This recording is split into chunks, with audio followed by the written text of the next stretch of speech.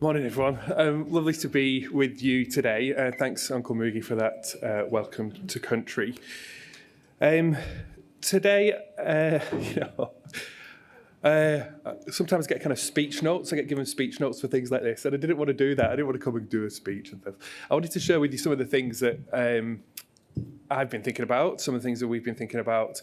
And I think it really connects to some of the things that were talked about yesterday, and I'm almost kind of trying to pick up from where Irabina left off yesterday when he was talking about equity and excellence, and he was talking about that diversity within our system, and that kind of super diversity that we're getting, and what that means for us, and how, you know, perhaps some of the things that external pressures, some of the things that are going on nationally in other states, kind of push us towards a narrowing of what we're offering to young people. When actually in South Australia, we're thinking about what that broadening looks like. How are we actually meeting all the needs of every student in our system? The first thing that I wanted to share, actually, you've seen me show this before, but I just wanted to come at it again. When we think about where we're going, we've been influenced by students, by teachers, leaders, by your voices about what we want for South Australian education and where we're going. And of course, we've also been looking at the research evidence, and this was a piece of work that was really influential. And in this research, you might recall, I've talked about it before, what they said was, there's these things that go on in school and kind of quality instruction and all those things, and they influence NAPLAN grade 9, in NAPLAN year 9, NAPLAN results in numeracy and reading. But what they also found in this research was that they could separate out the impact of well-being at year 8 on NAPLAN results at year 9. Now, that was really important, that separating out, because you can always argue that students have a great sense of well-being if they're achieving academically. And if they're achieving academically, then great sense of well-being if they're achieving academically, but a greater academic achievement if they've got well-being. So you can argue it both ways. And what this started to do was to show us that actually you can separate out, and you can really see how well-being does have an impact on things like NAPLAN results. Now, NAPLAN results, NAPLAN results are an indicator of literacy and numeracy. They are not literacy and numeracy. They tell us something about where kids are in their literacy and numeracy, but they don't tell us everything about it. But the point I've made before about this research is there's two arrows to academic achievement. There's the quality instruction and the things that we do, and there's well-being as well. And so there's two arrows, there's two ways of getting at this. And of course, you're not going to get good academic results if you've not got quality instruction. But we can also see that there are other contributing factors as well. And in this case, and in this research, it was showing us that it was aspects of student well-being. And it makes us think about what are the other arrows? What are the other things that have an influence on student achievement? And I just want to share some data with you that came out earlier this year. And I want to apologise to Lynette and Kim and other people from the Southeast, because you might have seen this before. What this is from is the PISA report for Australia. And the reason I'm pulling this out, because it's the PISA report for Australia, but it's actually got South Australian data in it as well. So it's telling us something about our system and where we are. When the PISA results come out, there's always volume 1 that comes out first, that's got, achievement and where we're going. That's okay. And then a few weeks later, volume 2 comes out, and it doesn't nearly get as much attention. I love volume 2 because I'm a nerd. But the other reason is because it's got the student factors and the school factors. It's got these other arrows. What are the other things that are influencing student achievement? Now, don't get me wrong. Again, PISA is not our curriculum, right? It's not our purpose. But it is one of the things that helps us to have some understanding. It's an indicator within our system. And PISA in 2022 had a focus on mathematics. Each cycle, when they do it, it's really every 3 years, PISA, and each time that they do it, they have a different focus: maths, reading, and science, and this year it happened to be on mathematics. And so all of this comes from questions that were asked of students. So it asked students about to what extent or the frequency of something that happens, but to what extent do they agree with these statements? So the teacher support construct in PISA, just let's say what PISA is, if you don't know what it is. PISA is a comparison of 15-year-olds that goes on all around the world. It's run by the OECD, and so it's got countries from all around the world involved in it, and so we get to compare what's going on in different systems around the world. Teacher support construct is this, the extent to which students agree with the statements.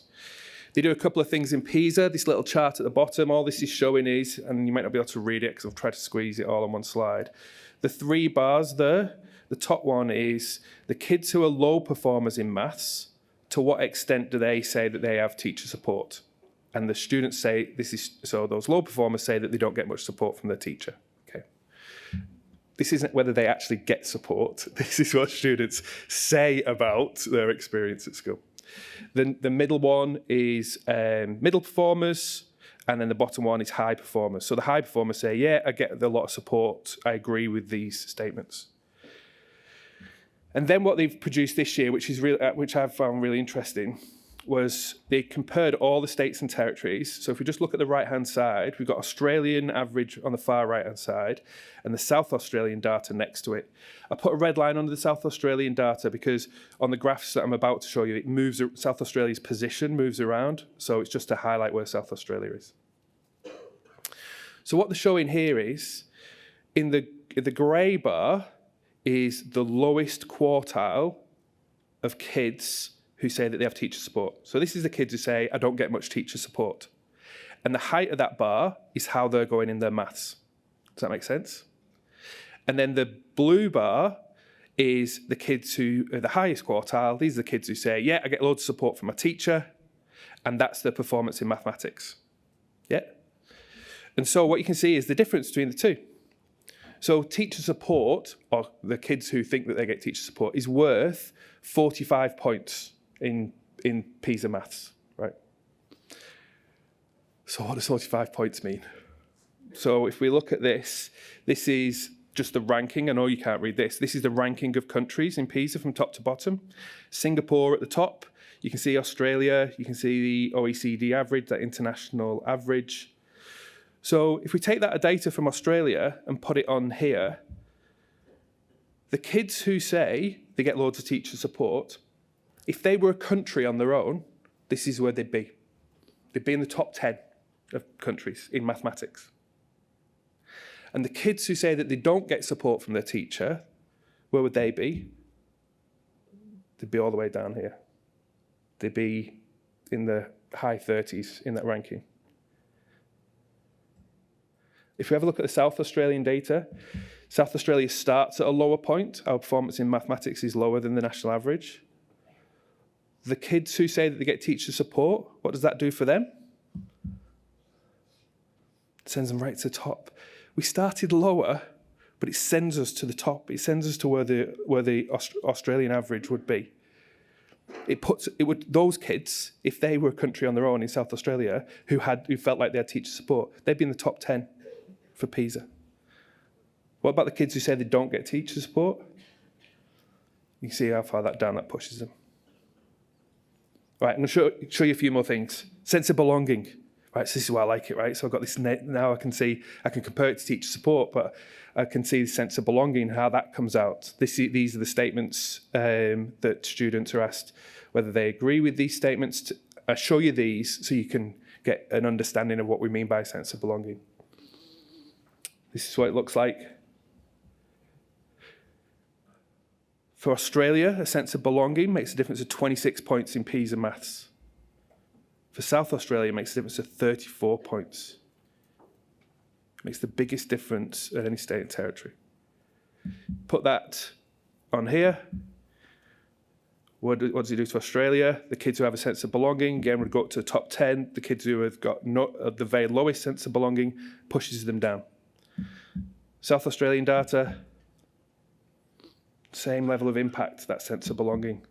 And again, the kids who don't have a sense of belonging, if they were a country, they would be much lower down. Right, I'm just going to do a couple of these. Student-teacher relationship, positive relationship with a teacher. What do you think? What do you think it's worth? 58 points in PISA maths.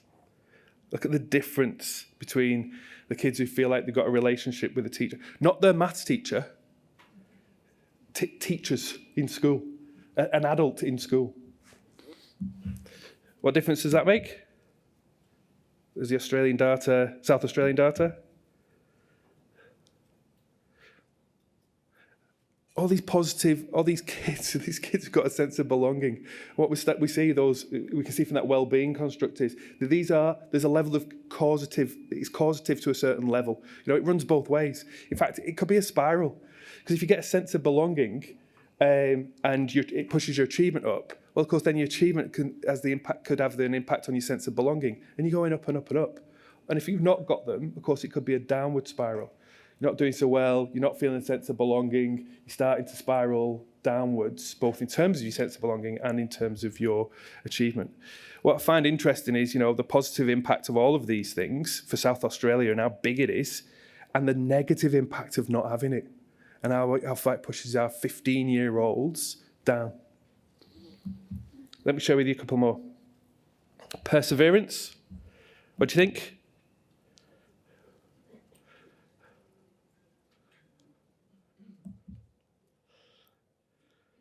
62 points for South Australia, 61 nationally. You can see has a big impact almost everywhere in Australia. Again, if I just pop that on here, there's the Australian data, is the South Australian data. And I think I've got one more that I want to share with you. Curiosity. Again, this isn't necessarily curiosity in maths, this is curiosity generally. A sense of curiosity, a sense of loving learning things at school, and there's constructs like number 8. I find new things to be boring. Of course, that's kind of scored negatively, so it goes the other way around. What do you think the impact of curiosity is? Just have a conversation with the person next to you. What do you think that impact of curiosity is? Does it make a difference? Does it not make a difference? What do you think from your kids?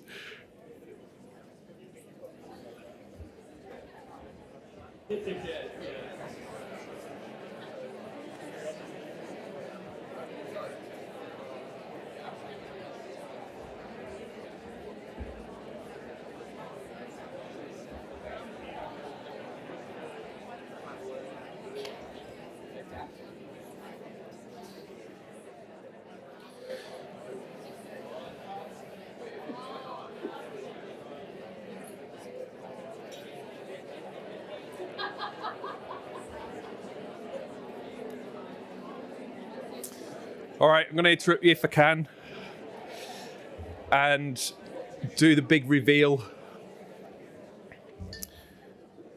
So, you know the game by now. Curiosity, 79. The difference between the maths performance of the kids who have that high sense of curiosity versus the kids who don't have that sense of curiosity. 79 points on PISA maths. Pop it on here. There's the Australian data. There's the South Australian data. A big positive difference for the kids who have got it, and a big negative difference for the kids who haven't got it. This isn't something that's floating around the average. This is something that's making a difference to our kids. And then I look around the country and I see such a push for explicit direct instruction. And I think, what are they doing? Don't get me wrong, direct instruction has absolutely got a place. Of course it has. There's loads of things that to do that sort of process is really important for students. But it's one arrow, and it's banging at that one arrow. And people will claim that they'll talk about it coming from the science of learning.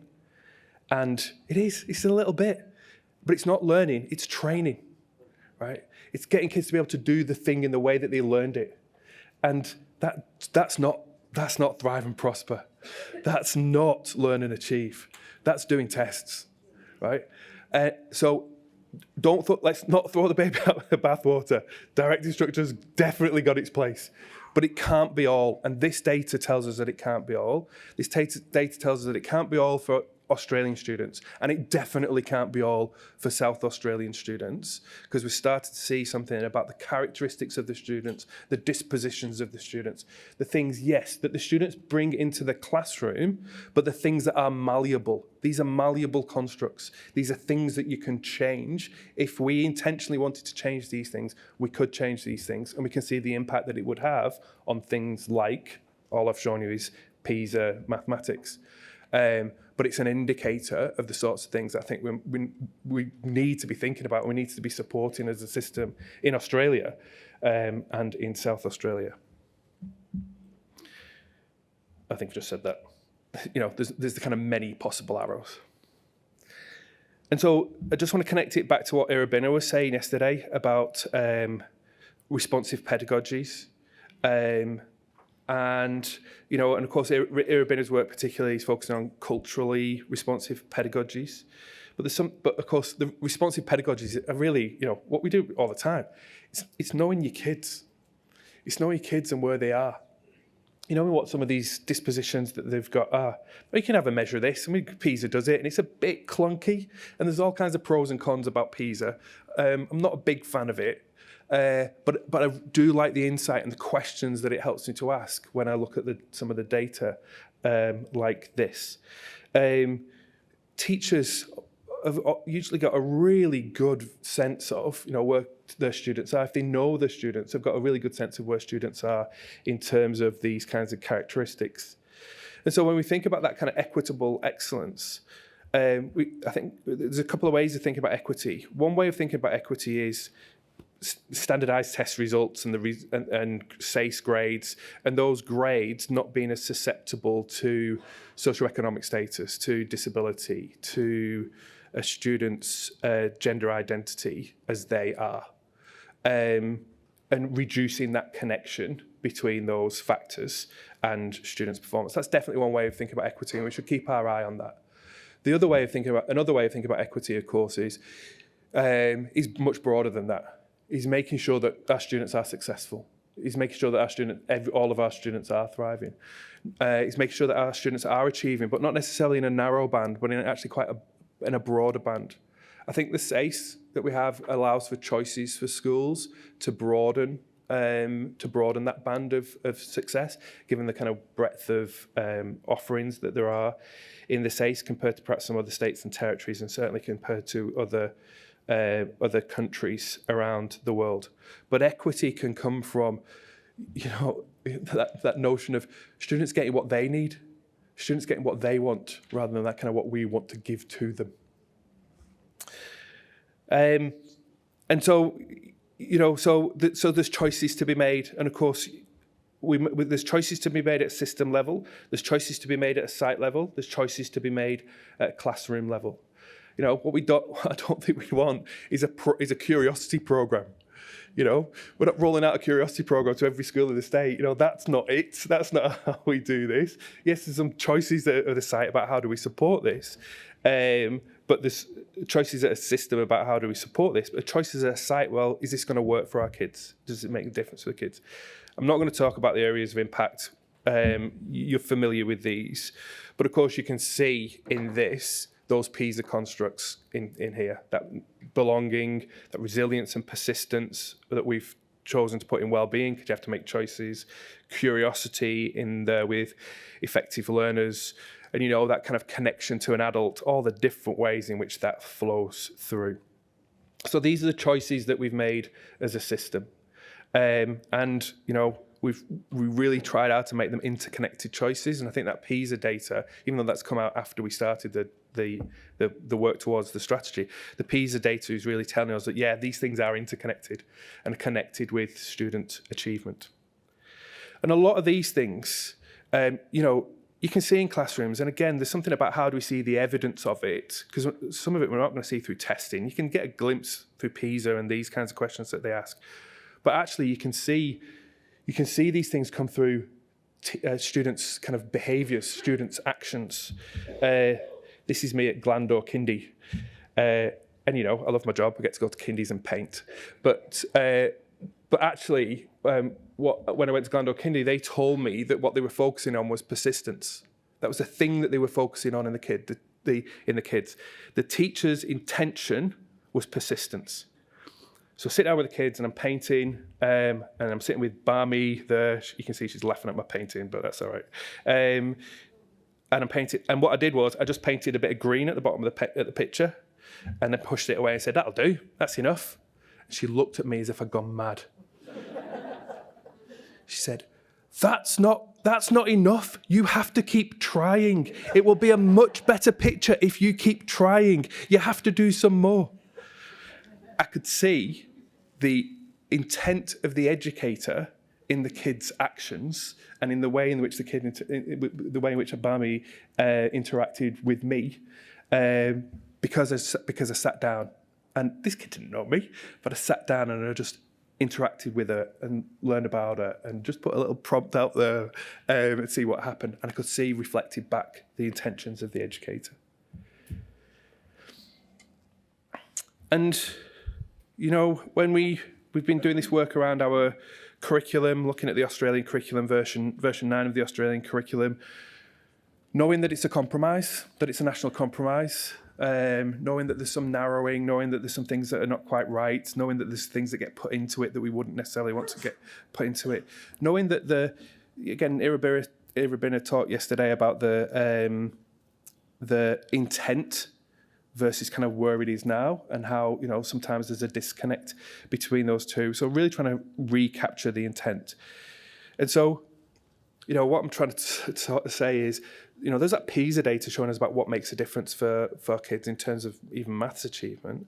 We've made these choices as a system around those areas of impact. And so really thinking about kind of help schools making some choices about what you're going to go for in those areas of impact. You know, so looking at that from a school improvement point of view, being the best at getting better, where are the parts that you think will make the biggest difference for your kids? And then, of course, what we need is a curriculum that's a tool to support that. It's a curriculum, it's not a syllabus, it's not a list of things to be delivered, it's a curriculum, it's a guide. And so in the structure of the curriculum, and it's really the structure I want to talk about, not the detail of the curriculum. In the structure of the curriculum, first thing we've got is a purpose statement. So in each of the learning areas say, you know, this is what we're going for. Trying to connect it back to, you know, this is the light on the hill. The delivery of the content isn't a light on the hill. This is a light on the hill. This is the thing that we're really going for in each of the learning areas. And then the structure of it, what we tried to do was to say, first of all, in the knowledge, was to say, there's a lot here. It's version 9 of the Australian curriculum. We're doing version 9 of the Australian curriculum, but we want to make it work for South Australia. So in the content, let's kind of organise the content in a way that's meaningful. Sometimes it's straight out version 9 of the Australian curriculum. Sometimes we've moved some things around. And also what we know is that the danger, again, is that people see it as a syllabus and go, there's all these points and I have to give equal weight to all of these points when I'm teaching this thing. And so what we did in the knowledge is we actually put through a strand and said, well, look how this subject builds from reception all the way through to year 10. And of course, there's a piece of work to be done about connecting it to the SASE, and that's ongoing work. But say, this is the strand, and so there's a kind of critical path here. And there's some other things along the sides, but there's a critical path here. So let's make sure that we're really getting that critical path right, and we're focusing on that critical path. Because there's choices to be made. Everyone knows that there's a local curriculum that's different to the formal curriculum. So there's choices to be made in forging that local curriculum. But let's make sure that we're getting that critical path right. In the capabilities, what we've called capabilities, these are capabilities and skills. In the Australian curriculum, capabilities are everywhere. They're all over it. They're sometimes in some of the content strands. They're sometimes mentioned somewhere else. We've got the general capabilities somewhere else. And they're all over the place. It's really hard to see them. So what we did was we pulled them together and said, what are the ones that really make sense in this particular subject? Sometimes they were Australian curriculum general capabilities.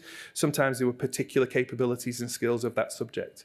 But again, trying to narrow things down, you can do every single bit of content in the Australian curriculum if you want. But in South Australia, what we said was we're going to focus on these capabilities.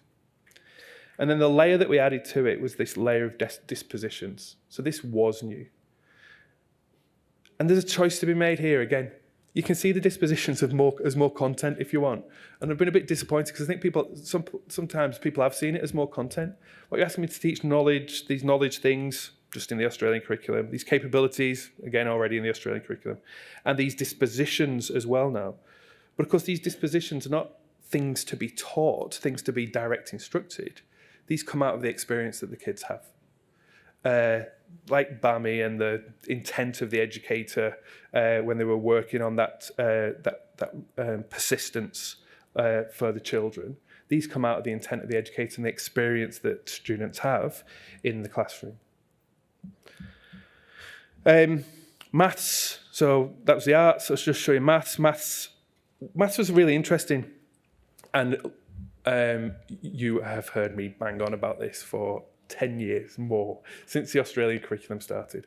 In the maths curriculum, there was this piece of work. This analysis here is actually from educators in the States through a project that was done through Penn State University. And this image on the left-hand side actually came out of the original research that was the basis of the Australian curriculum in maths. And look at it, they've got these 5 interwoven strands. You know, they're trying to say something with this imagery. And, you know, in there is procedural fluency, you know, knowing stuff, knowing how to do stuff, lots of direct instruction possible in there, conceptual understanding, strategic competence, adaptive reasoning, and a productive disposition. Productive disposition never made it into the Australian curriculum. That strand, interwoven strand, tightly bound, this is a rope of what it is to be a maths learner. In Australia, we pulled one out. Why? Because of exactly what these teachers said here in this bottom right-hand side. That fluency stuff's the easiest to assess traditionally. And so it's easily mistaken to be the content, easily mistaken to be the purpose. And that stuff, productive disposition, is the hardest to assess traditionally. And so it's easily ignored. That's exactly what we did in Australia, in the Australian curriculum. So we're not doing that in South Australia. So what we're doing is we're putting it back in and we're saying, let's focus on this. Let's work together to think about how we can help students to have that positive disposition. And we've expressed that as these notions of resilience, resourcefulness, and reflectiveness.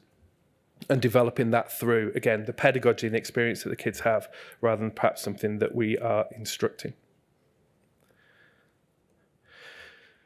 And so, again, now, you know, talked about system choices, and these being some of the system choices. There's still work to be done on the curriculum. I still want to make sure that we're doing better engagement than we have done around the curriculum and around how it's structured. Make sure it's going to work for you and your sites with your subject experts in your sites. But there's some site and classroom choices to be made here. You know, and if I just put these things kind of side by side, one of the ways of doing this. Actually, just let me have a look at time. If we've got some time, I might tell you a little story. Yeah, okay, I could say sorry.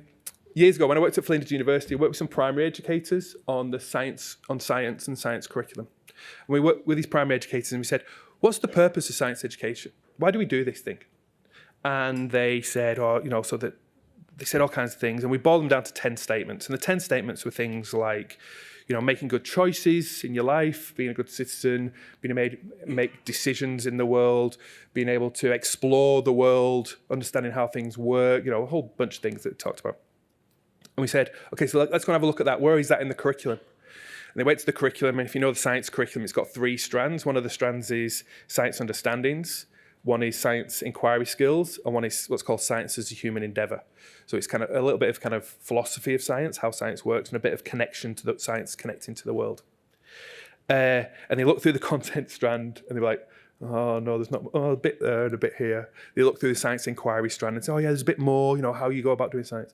And they looked at the science as a human endeavour strand and went, oh, yeah, it's here. Look, there's some here, and it's here, and it's here, and it's here. Great. So when you're doing your planning, where do you start? Achievement standards. It wasn't even the content, it was the achievement standards. And the achievement standards are all content strand, a bit of inquiry, and almost no science as a human endeavour strand. As an educator, they said, this is going to make the biggest difference to my kids. And they felt like the curriculum had said to them, but that's not important. This thing's important. didn't give them the choices that they really needed as educators. And so it's the same with this, right? You can come at this through the content, and that would be okay. You say, this is the stuff I need to teach. You could teach that stuff. And you could try and do it in a way that was engaging, in a way that kind of brought out some of these dispositions. And that'd be fine. That'd be great. Or you could, if you know your kids, you might start to think, well, actually, you know what? In their maths, what I know about them is, as we go through the content, the thing that they really struggle with is the resilience. So you could purposefully go for the resilience. You could purposefully say, this is where I'm starting. And if you were to do that, you might then think about, well, what's the capabilities that I would go for? It's probably not fluency. It's probably not the direct instruction stuff, because the direct instruction stuff, it's either right or wrong. You know, you just got to practice it and know it. It's probably more like problem solving. So if my intent is to develop resilience, I might come at it through problem solving. And then I might choose the content that I'm looking to do that through. And it might be the content that's kind of next obvious content to do, but it might be the content that a teacher's particularly confident in, so that they can use their confidence in that part of the content. They can use their interest, their passion in that part of the content to bring out that problem solving, that knowing what to do when you don't know what to do, that resilience, that having a go, falling over, coming back, thinking about it in a different way. You could come at it a different way.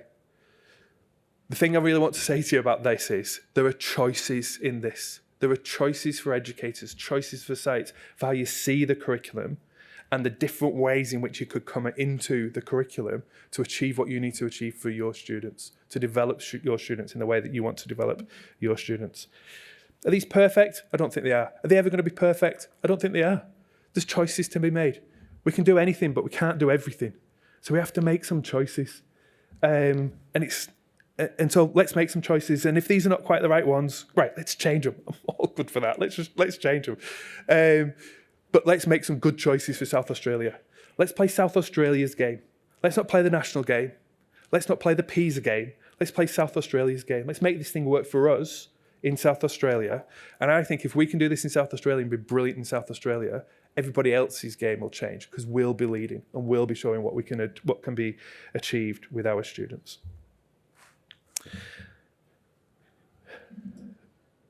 And I'm sure you can see how this speaks to excellence and equity, that going through the content is not it. Yet there is an equity component to the curriculum. Somebody said, a very senior person in another jurisdiction said to me, equity is everybody having a teacher and a curriculum and a textbook. Oh my God.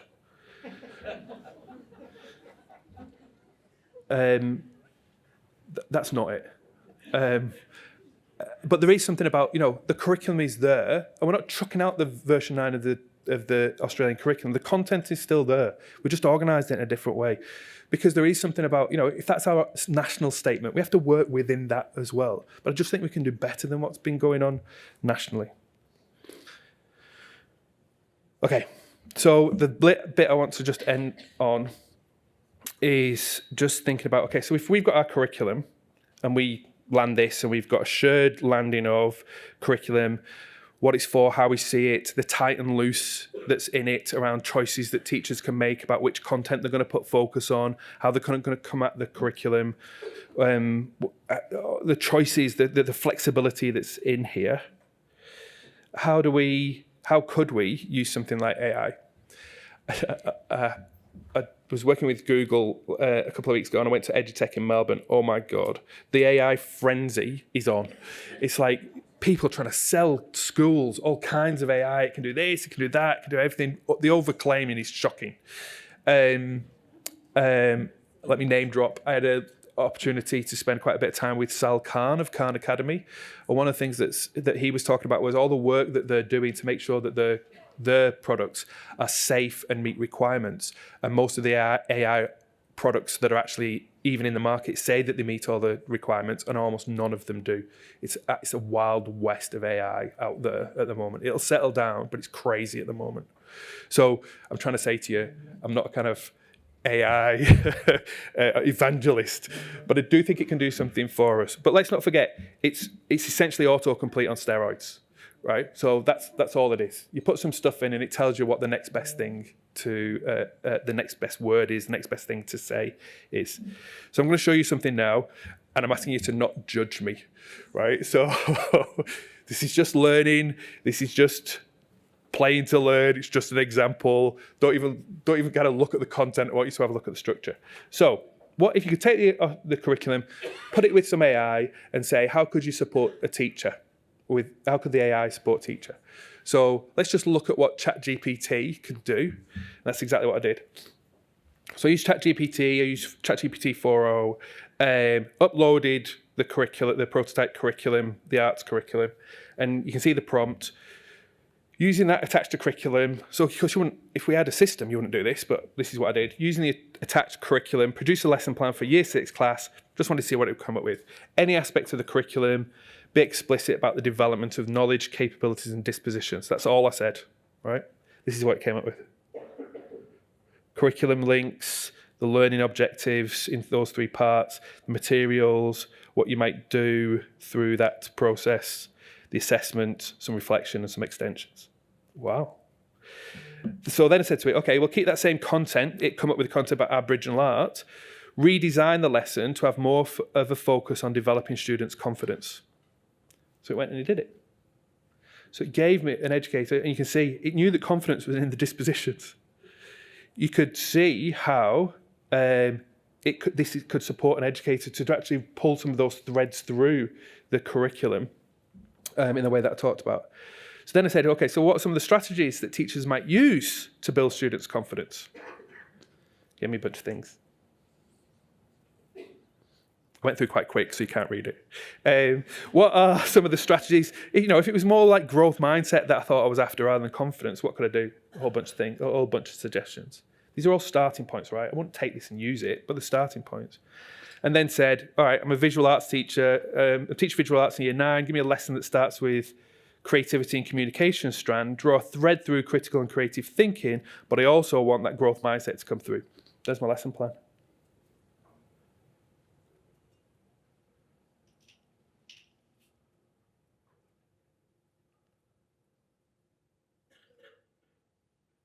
I carried on, but I'm just going to stop there.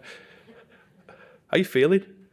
It's funny, isn't it? You know, there's full of possibility, full of risks and pitfalls and all kinds of things. And this is just ChatGPT 4.0. It's the world. It's trained on the world. You know, it's the average of the world, and we know the world's got a whole host of biases and all of those things. So my what if is, what if we trained an AI on the curriculum, on our story? What if we train that AI on our understanding of formative and summative assessment? What I mean is not formative assessment being mini summatives, you know, so real insight into students' learning and achievement. What if we trained an AI on curated resources? So the range of resources that's out there, free resources, other resources that people use, some great stuff, some really crappy stuff. Often resources, sometimes when people use them, they use them because it's an activity rather than it's connected to intent. So let's make sure we're connected to intent. What if we trained it on that? Curated by us, that we said, these are good resources for these things in general. Those things, not so much. What if we had things that we said that these were good student exemplars? These are examples of student work, and we think these are good examples of student work. We consider this to be the sort of thing that we were looking for in South Australia. If we developed a pedagogy framework, we've really not talked about pedagogy for a number of years now, as much as we should, I think, in South Australia. And if these dispositions are about students' experience, they're a lot about pedagogy. If we are going to think about curiosity, if we are thinking about persistence, if we are thinking about those things that we saw in PISA that look like they make a massive difference to student achievement, how we go about our work in the classroom makes all the difference. Of course it does. So what if we trained it on that? What if we train it on research, evidence, and expert thinking? What are the books that you'd want, all your educators to read? Let's get it to read those books. What if it had expertise in disability and inclusion? I think yesterday you talked about the impact of transitions. What if it knew something about that?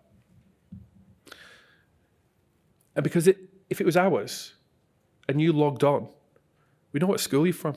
We know your context.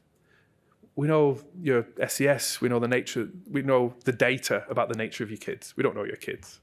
We don't look into the eyes of your kids every day. We don't know about the kid who's upset because something's happened at home and they've come in on a Monday because the weekend's not been so great.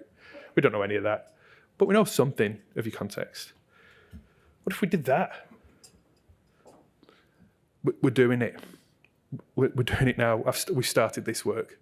We're going to do this. I don't know what it's going to look like. I don't even know that it's going to work. But I've got enough confidence that it will add value to our system. I've got enough in there that it will help us to be able to work together, pool our understanding, pool our South Australian story of education, not draw on the world, but draw on our knowledge. I'm not talking about us existing in a bubble. Of course, we want experts in there. We want disruption in there. We want input from others in there. And I don't want our educators to become dependent upon this. But I think it can add some value. I think it can help people to think about how they might go about doing things. The thing that I desperately don't want in any of our classrooms is the board teaching the board. That's one of, I was going to say worst case scenarios. I've got a couple of bad scenarios in my head, but that's not a great scenario. You know, when people are just going through the motions for whatever reasons, and I don't see it often. But there's a kind of pitfall there if we do standardization, if we require people to do a particular thing. I want to make sure that the tools that we're putting in people's hands are activating them, are helping them to be the teacher that they want to be, are helping them to kind of bring joy to the profession whilst reducing some of the workload as well. I think there's an opportunity here if we support people to make good choices in their classrooms, for making good choices at site levels about, you know, what the focus needs to be in this community, in this context, in order to get the biggest impact for our students, and good choices at a system level, because we can do anything. We're the government. We can change the law if we want. We can do anything, but we can't do everything. So we have to make some choices for our system. You've seen over the last couple of years how we've been trying to do that. And now I want to make sure that we're supporting you to make good choices in your sites, and we're supporting our teachers to make good choices in their classrooms, because that's how we'll be the best at getting better. Thanks.